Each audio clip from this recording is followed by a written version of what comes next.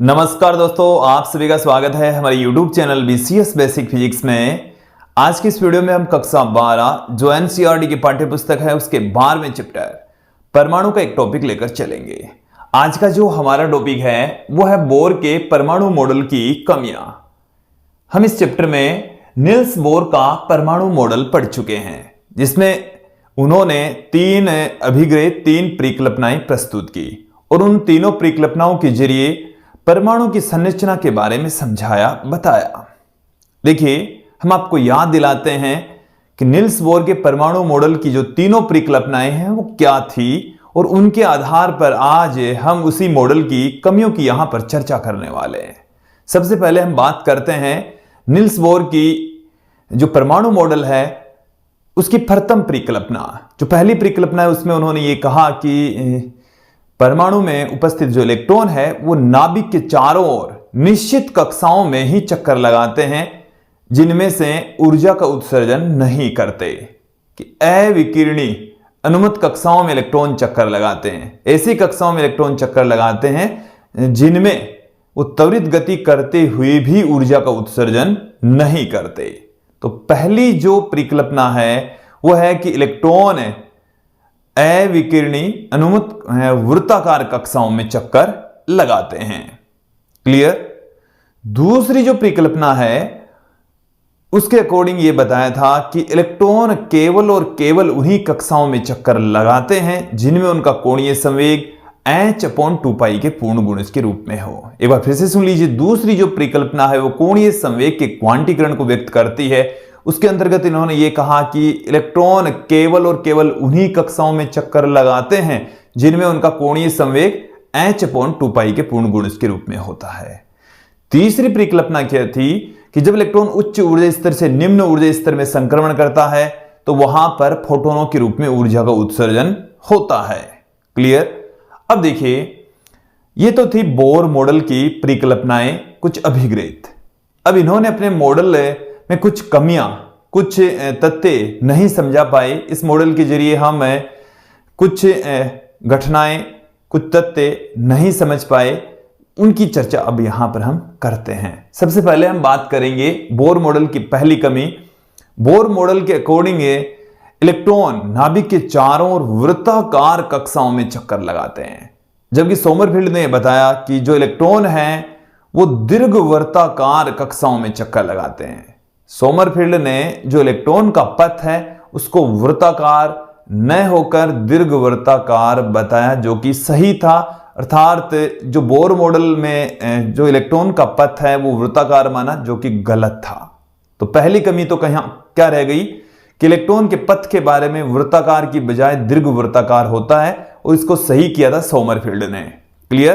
तो मैं यहां पर पुट कर रहा हूं बोर मॉडल की कमियां निम्न हैं, और पहली कमी क्या है? पहली कमी यही है, इलेक्ट्रॉन का पथ। इलेक्ट्रॉन का पथ, ये परमाणु में उपस्थित इलेक्ट्रॉन के पथ की चर्चा यहां पर हम कर रहे हैं। पथ दीर्घवृत्ताकार होता है, दीर्घवृत्ताकार होता है। जबकि बोर मॉडल ने क्या बताया? जबकि बोर मॉडल के अकॉर्डिंग वृत्ताकार होता है। जबकि बोर मॉडल ने यह कहा कि जो इलेक्ट्रॉन है वो वृत्ताकार पथ पर चक्कर लगाते हैं।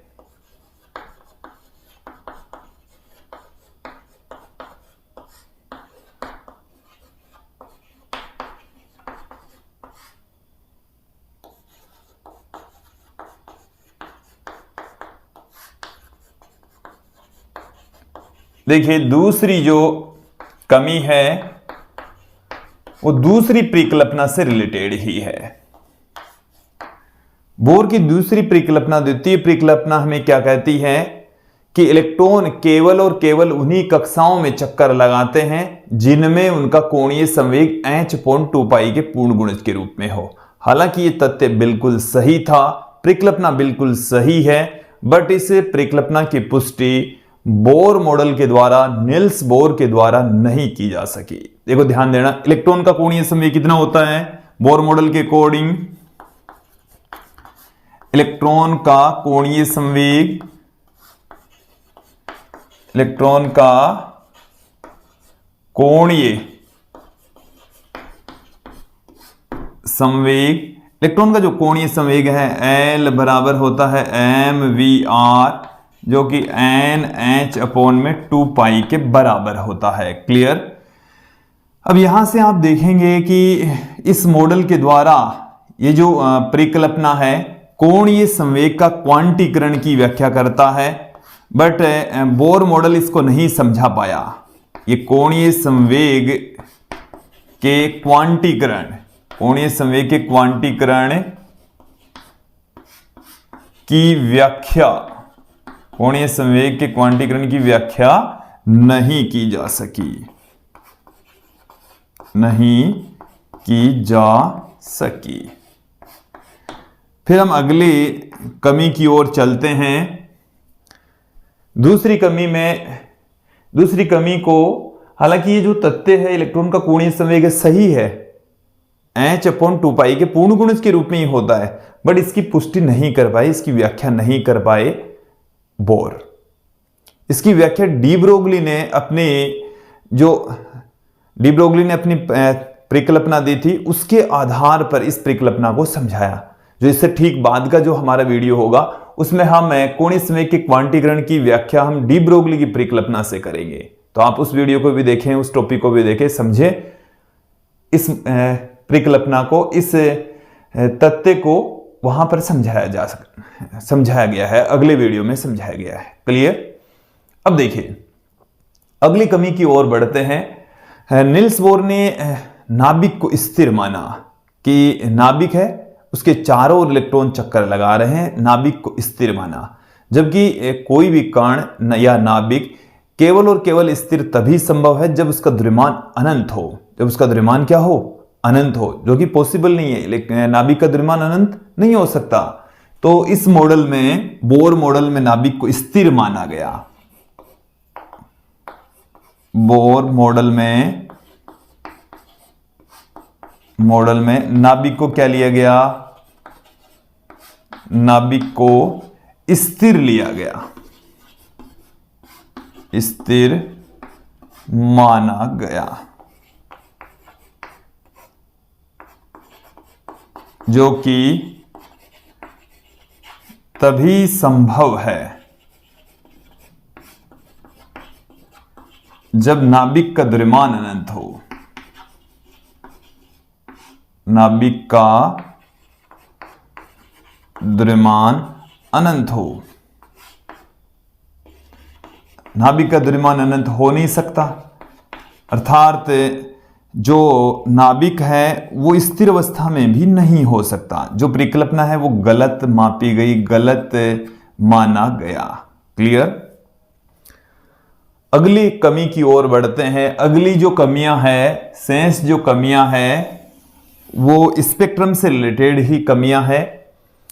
देखिए स्पेक्ट्रम में क्या होता है, जो तरंग सिद्धांत है, विद्युत चुंबकत्व का तरंग सिद्धांत, वो किसी परमाणु में जो स्पेक्ट्रम प्राप्त होते हैं उसको उन्होंने सतत रूप से माना कि जो ऊर्जा उत्सर्जित होती है उसकी आवृत्ति सतत होती है, कंटिन्यूसली आवृत्ति होती है, तरंग दैर्घ्य कंटिन्यूसली होती है। बट रियल में जब देखा गया, वास्तव में जो स्पेक्ट्रम प्राप्त होता है, तरंगें उत्सर्जित होती है, विकिरणें जो उत्सर्जित होती है, उनकी आवर्ती या जो तरंग दैर्घ्य है वो विविक्त रूप में होती है, अलग अलग पार्ट्स में होती है। तो उस स्पेक्ट्रम की व्याख्या अभी तक जो इससे पहले हमने मॉडल पढ़े, थॉमसन मॉडल, रदरफोर्ड मॉडल, वो स्पेक्ट्रम की व्याख्या ही नहीं कर सके, परमाणु में किसी प्रकार के भी स्पेक्ट्रम की व्याख्या नहीं कर सके। लेकिन जो बोर मॉडल है वो एक इलेक्ट्रॉन वाले परमाणुओं के स्पेक्ट्रम की तो व्याख्या कर पाए, लेकिन जिनमें एक से अधिक इलेक्ट्रॉन है उनकी स्पेक्ट्रम की व्याख्या बोर मॉडल के द्वारा नहीं की जा सकी। क्लियर। तो देखिए चौथी जो कमी है वो क्या है, बोर मॉडल द्वारा एक से अधिक इलेक्ट्रॉन वाले, एक से अधिक इलेक्ट्रॉन वाले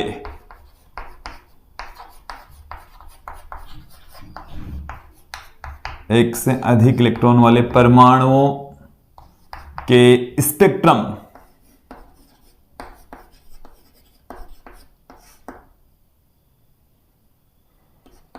को नहीं समझाया गया।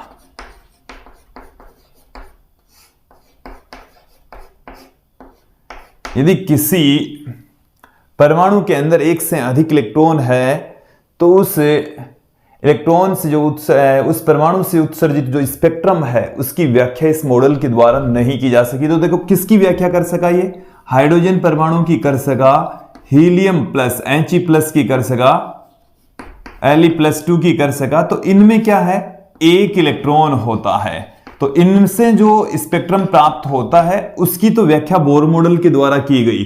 लेकिन जिनमें दो या दो से अधिक इलेक्ट्रॉन हैं उन परमाणुओं के स्पेक्ट्रम की व्याख्या बोर मॉडल के द्वारा नहीं की जा सकी। क्लियर? आगे बढ़ते हैं। पांचवी जो कमी है वो क्या है कि जो स्पेक्ट्रम है, परमाणुवीय स्पेक्ट्रम की तीव्रता, स्पेक्ट्रम की तीव्रता की व्याख्या इस मॉडल के द्वारा नहीं की जा सकी। इस मॉडल के द्वारा नहीं की जा सकी। क्लियर? देखो समझना कि जब परमाणु में इलेक्ट्रॉन उच्च कक्षाओं से निम्न कक्षाओं में संक्रमित होते हैं तब विकिरणों का उत्सर्जन होता है। तो उन विकिरणों की तीव्रता के बारे में इस मॉडल के द्वारा नहीं समझाया जा सका। अब देखो जो स्पेक्ट्रमी रेखाएं प्राप्त होती है, स्पेक्ट्रम जो प्राप्त होता है उसमें भी अति सूक्ष्म रेखाएं होती है। उन अति सूक्ष्म रेखाओं की व्याख्या भी इस मॉडल के द्वारा नहीं की जा सकी। चलिए मैं अगली कमी पुट कर देता हूं कि जो स्पेक्ट्रम है उसमें पाई जाने वाली अति सूक्ष्म रेखाओं की व्याख्या भी इस मॉडल के द्वारा नहीं की जा सकी। चलिए, स्पेक्ट्रम में पाई जाने वाली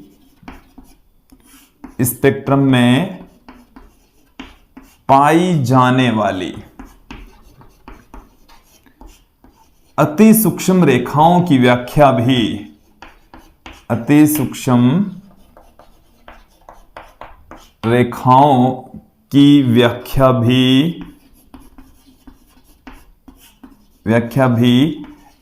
मॉडल द्वारा नहीं की जा सकी।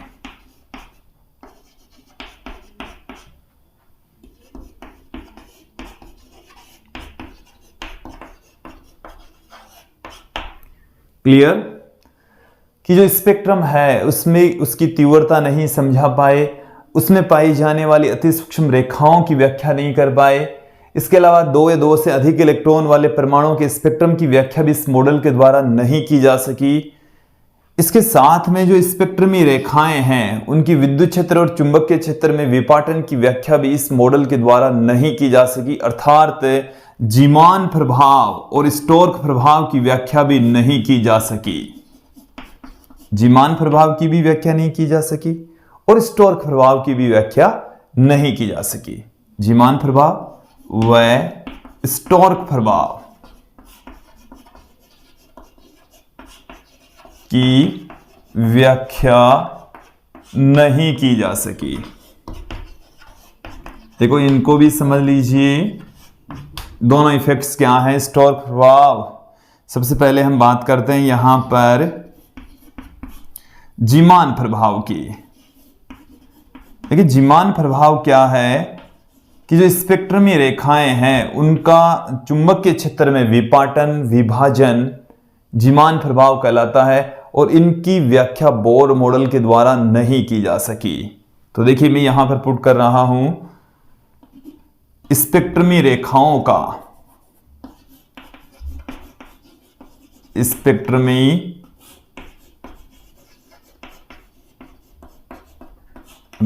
का चुंबकीय क्षेत्र में विपाटन, चुंबकीय क्षेत्र में विपाटन विभाजन जीमान प्रभाव कहलाता है। अर्थात यदि स्पेक्ट्रमी रेखाओं पर हम चुंबकीय क्षेत्र लगा दें तो वो विपाटित हो जाती है, विभाजित हो जाती है। उनकी व्याख्या भी जीमान प्रभाव उनकी व्याख्या मतलब विपाटन जीमान प्रभाव कहलाता है और इस जीमान प्रभाव की व्याख्या इस मॉडल के द्वारा नहीं की जा सकी। फिर हम बात करते हैं यहां पर स्टोर्क प्रभाव क्या है। तो देखिए स्टोर्क प्रभाव स्पेक्ट्रमी रेखाओं का विद्युत क्षेत्र में विपाटन होता है। यदि हम स्पेक्ट्रमी रेखाओं पर विद्युत क्षेत्र लगा दें तो जो स्पेक्ट्रमी रेखाएं हैं वो विद्युत क्षेत्र में विपाटित हो जाती है, दो भागों में बंट जाती है, जिसे हम स्टोर्क प्रभाव कहते हैं। और इस मॉडल के द्वारा स्टोर्क प्रभाव की भी व्याख्या नहीं की जा सकी। तो स्पेक्ट्रमी रेखाओं